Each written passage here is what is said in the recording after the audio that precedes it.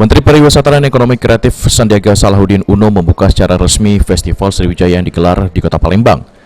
Hadir dalam pembukaan Festival Sriwijaya Gubernur Sumatera Selatan Herman Deru dan perwakilan pemerintah Kabupaten Kota se-Sumatera Selatan.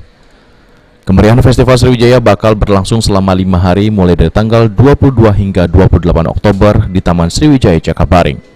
Event tahun ini kembali diselenggarakan untuk kembali membangkitkan dan pemulihan ekonomi.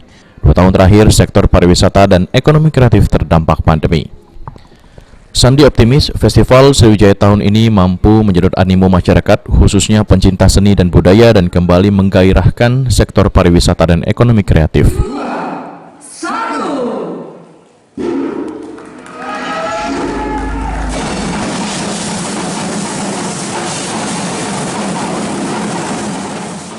Sebelumnya semakin meningkat kunjungan wisatawan, pesawatnya penuh, hotel penuh. Tadi pagi saya renang penuh di kolam renang, dan saya melihat bahwa ini satu sinyal confidence ya, rasa percaya dari para pelaku pariwisata dan ekonomi kreatif. Mudah-mudahan momentum ini jangan sampai kita sia-siakan dan jangan sampai kita terpicu lagi dengan. Usai pembukaan, Menteri Pariwisata Sandiaga Uno juga mengunjungi tenan UMKM yang turut memeriahkan Festival Sriwijaya. Sandi pun sempat berbincang mengenai keberadaan UMKM di Kota Palembang.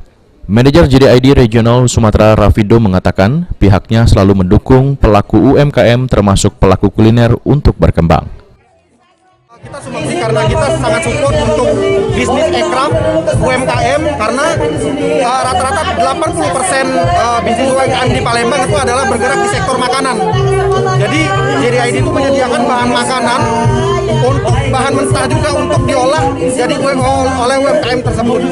Nah, dari situ juga kita berharap dengan adanya support bahan makanan yang murah, diskon, terus lengkap, ini bisa memudahkan UMKM dalam mengembangkan bisnis-bisnis.